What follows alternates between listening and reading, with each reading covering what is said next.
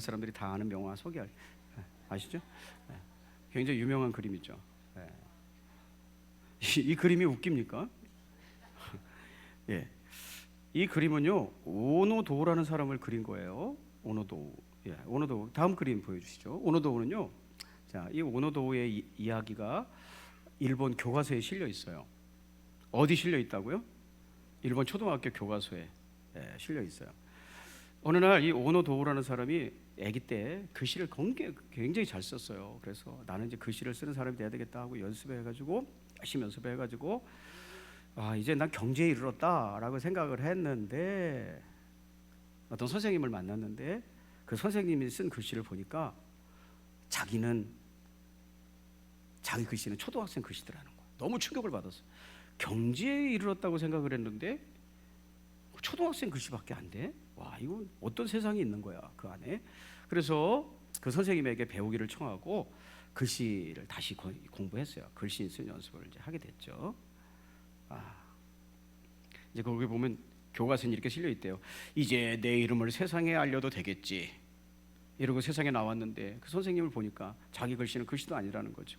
그래서 그 선생님에게 이제 필법을 배우는데 그동안에 연습했던 거 다 찢어버렸다는 거예요. 너무너무 부끄러워서. 그래서 이제 글씨 연습을 하는데 철저하게 훈련해서 선생님한테 글씨를 보여드리면 선생님은 딱 한마디만 하시더라는 거예요. 더 좀 잘 쓰도록 해라. 그래서 또 열심히 써가지고 선생님한테 막, 자, 이제 너 좀 어떤가요 선생님? 했더니 더 잘 쓰도록 해라. 계속 그 말만 들은 거예요. 그래서 나는 글씨에 재주가 없는가 보다. 아무래도 안 되겠구나.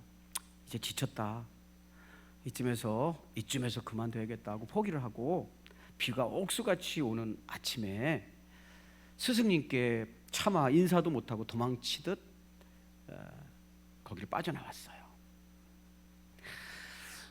눈물인지 빗물인지 글씨에 쏟아부은 정열이 얼만데 이렇게 포기한다고 생각하니까 별 생각이 다 들었겠죠. 이럴 때 주마등이라고 하죠. 주마등처럼 스쳐가는 거예요. 그때 비가 옥수같이 내리는데 버드나무 옆을 지나는데 개울물이 홍수가 되어가지고 흐르고 있었는데, 자, 아까 그림을 보여주세요. 조금 거기 보니까 청개구리 한 마리가 바윗돌 위에 앉아 있었어요. 물이 막 불어가지고 보이죠? 청개구리 보이죠? 물이 막 억수로 불어나는데 청개구리가 거기 서 있었어요. 아무리 개구리라도 이런 홍수 속에는 이제 떠밀려가 죽는 거죠. 그래서 개구리가 버들잎을 잡으려고 펄짝펄짝 뛰고 있었어요. 살려고. 그런데 버들잎이 높이 있어가지고 닿질 않는 거예요. 또 뛰고 또 뛰고 또 뛰고 그 모습을 물끄러미 오노도우가 바라보고 있으면서 이런 생각을 했어요. 되지 않는 것을 해보려고 시도하는 네가 내 신세호랑 비슷하구나. 아이고, 이렇게 탄식하고 있는데 폭풍우 속에서 바람이 불었고요. 바람이 불었고 버들잎이 흔들릴 때 마침 개구리가 뛰어서 버들가지를 붙잡았다는 거예요. 그래서 그 버들잎을 붙잡고 유유히 그 몰아치는 냇가를 빠져나가더라는 거예요. 이걸 보고요 오노도우가 충격을 받았대요. 그리고 버드나무한테 절하고 다시 한번 해보겠다. 그래서 발길을 돌려 스승님께 사죄하고 초심으로 돌아가 다시 글씨 연습을 해서 일본 최고의 명인이 되었다는 이야기입니다. 자, 다시 그래서 화투로 화투라고 얘기해 버렸네요. 명화라고 하지 않고. 자, 화투 그림으로 돌아가면 그 그림에 끝내 그러나 봐요. 축도. 파란색은 물줄기고요. 저거는 되게 못 그렸어요. 깨구리를. 저거는 청개구리고요. 새카맣게 막 이렇게 쳐져 있는 거는 버들가지예요. 버들가지. 저 우산 쓰고 있는 남자는 오노도우라는 사람이에요. 여러분 그거 아시나요? 모든 살아있는 생명체는 최선을 다해야만 살아간다는 거. 대충 해도 살아가는 거는요 인간밖에 없어요. 이 짐승들은요 죽을 힘을 다해야 사는 거예요. 심지어 연어는요 자기 후손을 위해서 생명을 걸어요.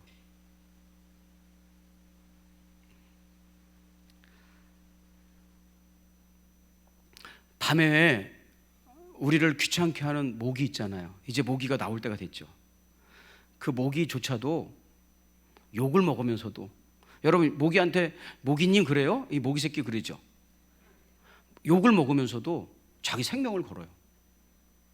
생명을 걸고 먹으려고 덤비는 거예요. 여러분 우리 열심히 살기로 결단하시기를 주의 이름으로 축복합니다. 사람만 게으르게 사는 거예요. 여러분 무엇을 열심히 하며 살아가야 될까요? 그냥 열심히 살면 되나요? 아니죠. 선한 일을 열심히 하고 살아야죠. 디도서 2장 14절 같이 한번 읽어보시죠. 시작.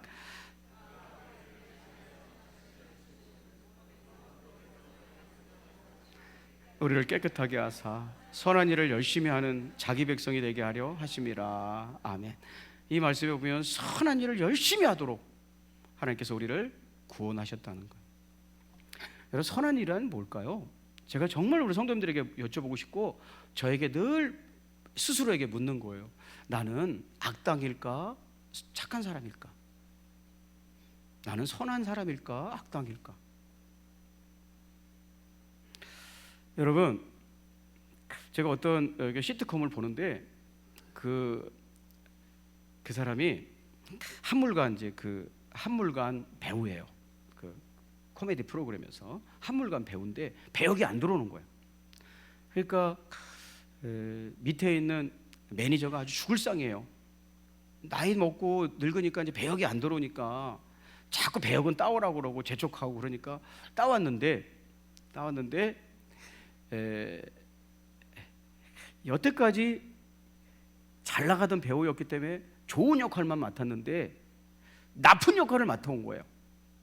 나쁜 역할. 여러분 제가 여쭤보고 싶어요. 이 사람이 지금 나쁜 역할을 맡았다는 걸 어떻게 알았을까요? 그래서 막 화를 내는 장면이 있어요.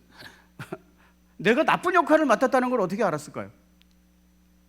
내가 막 이제 재촉을 하는 거예요. 왜 이렇게 너 매니저가 하는 일이 뭐야?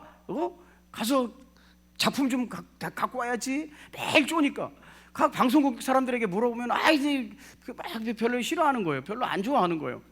그래가지고 이제 겨우 따온 배역이 평생 막 이미지 잘 갖고 오는 이 배우에게 치욕적인 배역이에요. 막 나쁜 역할이에요. 그래서 막 매니저에게 왜 이런 역할을 받아와 했는데 여러분 이것이 왜 악당 역할이라는 것을 이 배우는 알게 되었을까요? 자기가 맡은 역할이 악당 역할이라는 거예요. 뭐냐면 원균이요. 원균 역할. 그러니까 왜 나에게 이런 역할? 그래서 수염도 이렇게 묻히는 거야. 그러니까 이미지가 이게 뭐냐 하면서 막 싫어. 여러분 이 사람은 어떻게 해서 자기가 악당이라는 걸 알았을까요?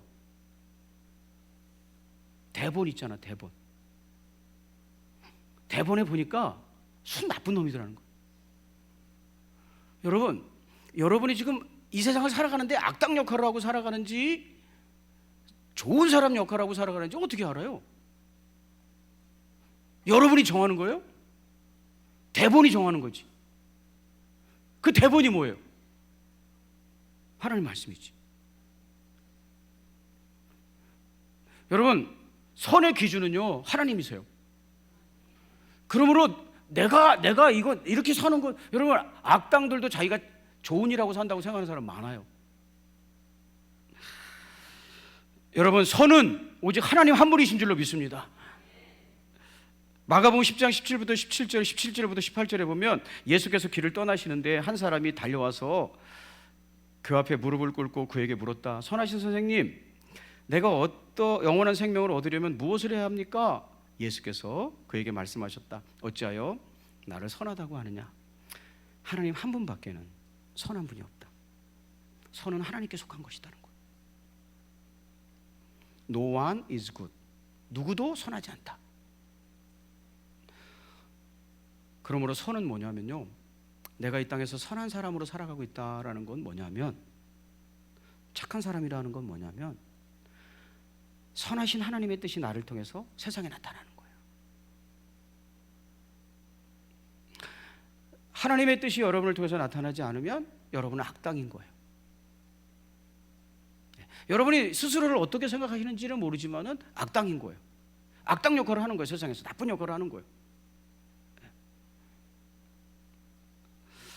여러분, 만약에 하나님의 뜻이 나를 통해서 나타나면 이런 특징이 있어요.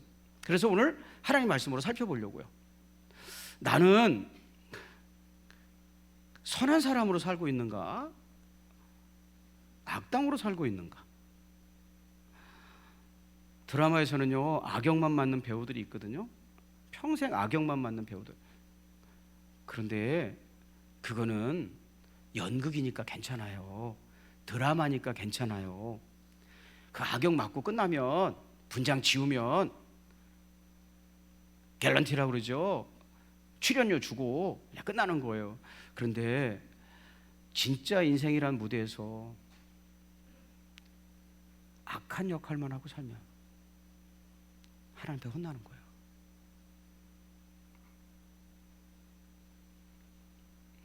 내가 빌런인지 악인인지 선한 사람인지 하나님 말씀을 통해서 찾아봤으면 좋겠어요. 자, 이해되시면 아멘. 가르쳐 줘도 모르면 안 되기야. 오늘 모세가 하나님의 뜻을 받아들이는 장면이에요. 하나님의 뜻을 받아들이는, 그랬죠. 하나님이 선하시기 때문에 하나님이 가지신 생각이 선한 거거든요. 그러니까 하나님의 뜻을 받아들이는 모세는 다른 말로 하면 선한 사람으로 살아가기 위한 시작을 하는 모습이에요. 이제 선한 사람이 되어 살아가는 거예요. 그동안 그래서 이제 하나님께서 그를 부르시는 거예요. 그래서 모세가 하나님께 쓰임 받는 모습을 보면서 선한 일의 특징이 뭔가를 우리는 깨닫게 돼요. 첫째, 선한 일은요, 하나님이 주신 능력으로만 할 수 있는 일이에요. 하나님이 나에게 주신 힘을 의지해야만 할 수 있는 일이에요. 오늘 하나님께서 모세에게 고통받고 있는 이스라엘 백성들을 구원하고 살리시겠대요. 근데 그것을 위해서 네가 좀 나를 위해서 가라는 거예요. 모세는 단호하게 거절합니다. 여러분 같으면 어떻게 했겠습니까? 자, 하나님께서 그 뜻을 모세를 통해서 펼쳐 보이시는 거예요. 모세야, 내가 너희 백성들이 지금 죽어가고 있으니까, 울부짖고 있으니까 구원하려고 해. 내가 너를 좀 써서 너희 백성을 구원하고 싶어 라고 했어요. 여러분 같으면 어떻게 했을까요? 모세는 단호하게 안 한다고 그랬어요. 절대 못 한다고 그랬어요. 그냥 못 하는 게 아니라 절대 못 한다고 그랬어요. 왜냐고요? 여러분 같으면 어떻게 하겠어요? 여러분, 솔직히 우리 이 세상을 살아가면서 교통 질서도 제대로 못 지키고 살아가잖아요. 그런데 60만 명을 가서 구원하라고? 내가 교통 질서 하나도 지키기가 참 어려운 인생인데 다른 사람 60만 명의 운명을 책임지는 사람으로 쓰임 받으라고? 야, 왜 내가요? 왜 내가요? 모세는 안 한다고 그랬어요. 왜냐하면 모세는 자기가 상대해야 될 60만 명이 어떤 사람들인 줄 알았어요. 이 보통 내기들이 아니거든요. 우리 교회 성도들은 그냥 잠이나 자지, 예배 시간에. 그래도 나쁜 짓은 안 하잖아요. 이스라엘 백성 60만 명은요, 보통 내기들이 아니에요. 모세가 한번 뒤었어요. 자기가 동포들 위한답시고 우리 동포들이 막 애굽인들에 의해서 핍박을 받는 거예요. 업신여김을 받는 거예요. 함부로 여기는 거예요. 사람 취급을 안 하는 거예요. 그래서 모세가 분노해가지고 자기 동포들을 위한답시고 막 동포들을 괴롭히는 애굽 사람을 시비 끝에 죽이게 되잖아요. 얼마나 놀랬겠어요. 사람을 죽였으니까. 그런데 동포를 위한 일이라고 위안 삼고 있는데 동포들이 그것을 자기들을 위해서 그렇게 했다고 생각하지 않는 거예요. 오히려 모세의 그 일을 약점 삼아 공격하기 시작했어요. 모세가 동포들끼리 왜 이렇게 싸우십니까? 좀 싸우지 말고 삽시다 라고 얘기했더니 왜? 우리도 죽이려고? 막 이랬어요. 우리도 애굽 사람처럼 죽이려고 그래? 네 말 안 들으면? 막 이랬어요. 경우도 없는 사람들. 여러분, 나중에 이제 모세의 생각이 옳았어요. 60만 명을 끌고 가나안으로 가는데 무슨 의견만 내세우면 반대하는 거예요. 사사건건 반대하는 거예요. 여러분, 모세 그림 보셨죠? 모세 그림 보셨어요? 우리 식당에도 붙어 있으니까 보세요. 모세의 머리가 어때요? 하얘. 스트레스가 얼마나 많은지 몰라요. 그런 사람들이 이상한 사람들이야. 아무튼 자기들 위하면 자기들 위하는 사람인 줄 알아줘야 될 거 아니에요. 목숨을 걸고 애굽 사람과 싸워서 이겨줬는데 그걸 가지고 뭐 왜 우리도 죽이려고 그래? 막 이러고, 누가 너 우리 재판장이 되라고 그랬어? 자기의 약점을 그걸 약점 삼아가지고 모세를 공격하는 사람들이었어요. 모세는요, 깜짝 놀라서 내가 생각했던 세상이 아니다 놀라서 아무도 알아주는 이 없는 광야에서 지금 숨어 살고 있는 거거든요. 말하자면 자연인이다가 되고 있는 거죠. 근데 그 사람들한테 가라는 거예요. 모세는 당연히 이렇게 얘기하죠. 내가 왜요? 여러분, 도저히 할 수 없는 일이잖아요. 그래서 하나님 뭐라고 그러세요? 내가 4장 2절부터 4절 너에게 능력을 줄 거야. 그걸로 하는 거야. 네가 가지고 있는 지금의 상식, 네가 가지고 있는 너의 어떤 능력, 이런 걸로 하는 게 아니라 네가 가지고 있는 것 중에서 특별히 지팡이였죠. 그걸 가지고 내가 너를 특별하게 사용할 거야. 거기다가 내가 능력을 줄 거야. 그것을 가지고 하는 거야 라고 말씀하는 거예요. 여러분, 내가 이 세상에 선한 사람으로 살아가기 위해서는요, 하나님이 주신 능력이 꼭 필요하다는 거예요. 모세가요, 하나님의 선한 일, 그래도 그 죽어가는 백성들 그만 놔두면 안 되잖아. 살려야지. 그 사람들을 살리려면 하나님이 가지고 있는 그 지팡이에다가 능력을 주셔야 할 수 있다는 거예요. 여러분, 그러므로 우리는 기도하는 거예요. 왜냐? 내가 선한 사람으로 살기 위해서는 하나님이 나에게 부어주시는 능력이 없으면 불가능한 거예요. 그게 선한 일이에요. 여러분, 하나님이 주신 능력으로 살고 있는가요? 아니면 여러분이 재주를 부려서 세상을 살아가고 있는가요? 줄타기를 잘해서 살아가고 있는가요? 만약에 하나님이 주신, 모세에게 주셨던 지팡이의 능력이 여러분에게 없다면 우리는 선한 일을 할 수 없어요. 여러분, 하나님이 주신 능력으로 살아가시기를 주의 이름으로 축복해요. 모세에게는 지팡이고 우리에게 지팡이는 기도잖아요. 하나님, 내 인생 좀 도와주세요. 하나님, 내 인생 살펴주세요. 나 사람 만나러 가는데 나는 할 수 없어요. 하나님, 함께 해주세요. 여러분, 하나님의 능력을 힘입어서 해내는 일이 바로 선한 일인 것을 깨닫고 돌아가시기를 주의 이름으로 권면합니다. 그러니까 하나님의 도움이 없이도 뭔가 하루하루 살아가고 있다면 어쩌면 나는 이 세상이라는 무대에서 악당 역할을 하고 있는지도 몰라요. 나쁜 사람인지도 몰라요. 누군가를 아프게 하고 있고 누군가를 해하고 있는 사람. 두 번째는요,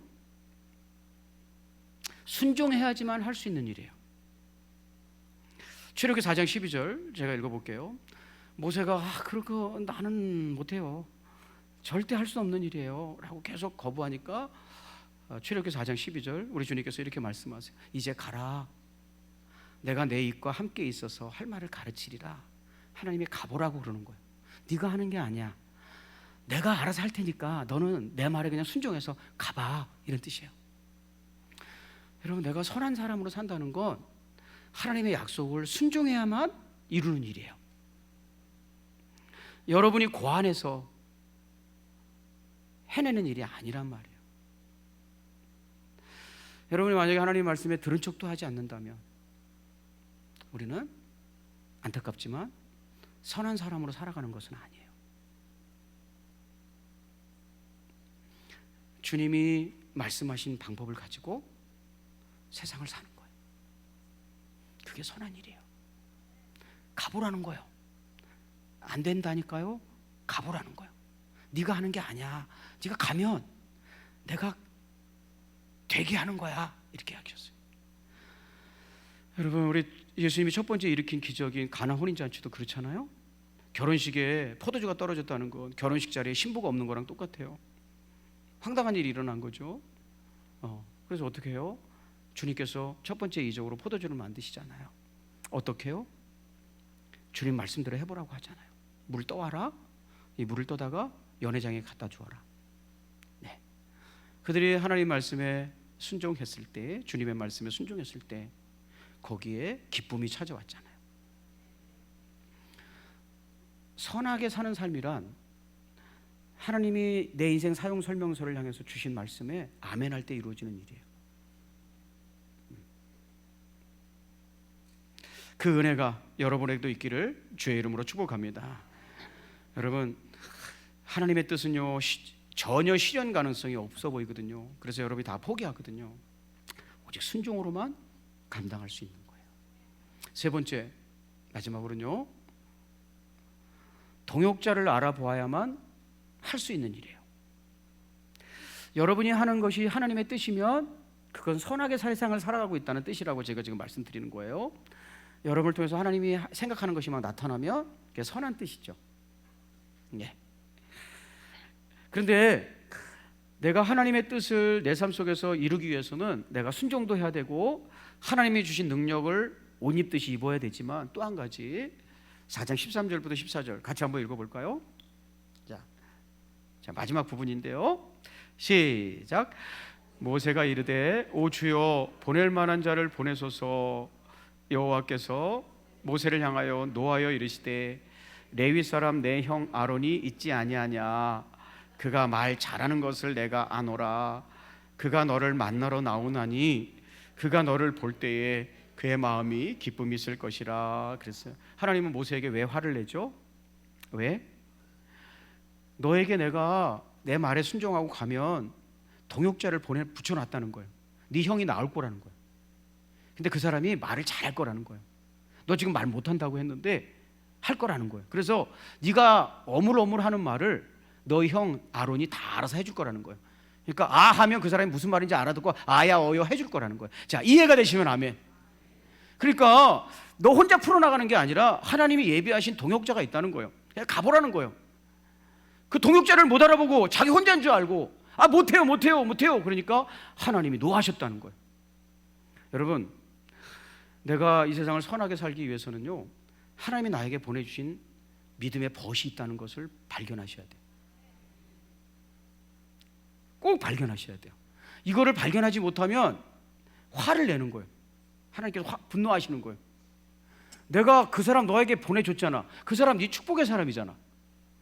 너 잘되게 하고 너 아름답게 하려고 내가 너 옆에 보내준 사람이잖아. 이걸 못 알아보면 하나님께서 책망하신단 말이에요.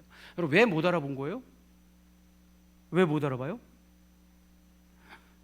하나님의 뜻을 이룰 마음이 없으니까. 하나님이 지금 애굽에 가가지고 그 내 백성 중 구원하라고 하라는 하나님의 말씀을 따를 생각이 없으니까 동역자도 모르는 거예요. 하나님 나에게 붙여주신 동역자가 안 보이는 거예요. 여러분, 우리 형제자매를 함부로 대하는 사람은요, 함부로 대하는 사람, 그거는요 정확하게 하나님의 뜻이 뭔지 모르는 사람이에요. 내가 하나님의 뜻대로 살아가려고 몸부림치면요 혼자서는 안 된다는 것을 발견하게 돼요. 여러분, 저희가 목회자잖아요. 혼자 목회할 수 있나요? 못하죠. 새벽에 나오면 이름 없는 권사님이 불을 다 켜놓고 들어올 때마다 감격해요. 고마워하고 들어올 때마다. 지금 우리 교사들이 이제 좀 이따 올라올 텐데 제가 교사 역할도 할 수 있나요? 이 시간에 예배드리고 있는데. 그래서 세상을 선하게 살아가려고 하는 사람의 특징은 주변의 사람을 귀하게 여긴다는 거예요. 왜냐하면 그 사람 때문에 내가 하나님의 뜻을 이룰 수 있으니까. 세상 아무렇게나 살아갈 사람은 내 옆에 있는 사람 어떻게 되든지 상관없어요. 그렇지만 이게 하나님의 뜻이고 내가 하나님의 은혜로 구원받아서 하나님의 아들이 되고 딸이 됐는데 사람답게 살아보고 나를 통해서 하나님 기뻐하시는 뜻을 펼쳐 보려면 누군가 꼭 도와줘야 돼요. 그래서 그 사람이 꼭 필요한 거예요. 그래서 귀중히 여기는 거예요. 사랑하는 여러분, 우리 형제 자매들을 서로 아끼고 함께 손을 잡아야만 하나님의 뜻을 이룰 수 있어요. 네. 우리 사랑으로 똘똘 뭉쳤으면 좋겠어요. 그리고 하나님이 모세에게 노하셨잖아요. 사랑하는 동역자 못 알아보고 있을 때 노하셨잖아요. 아, 저분이 나의 축복의 사람이구나. 저 장로님이 나에게 축복의 사람이구나. 알아볼 수 있어야 돼요. 사랑하는 여러분, 그 은혜가 귀한 여러분에게 있기를 주의 이름으로 축복합니다. 우리 귀하신 동역자 두 장로님이 제가 이렇게 예배 올라오는데 잠깐만요. 시간 좀 주십시오. 그래서 지금 이제 시간을 드리겠습니다. 두 장로님께서 그러셨죠 아까. 네, 잠깐만요. 시간 주세요. 그래서 두 장로님 무슨 일을 하시려는지 모르지만 박수로 장로님을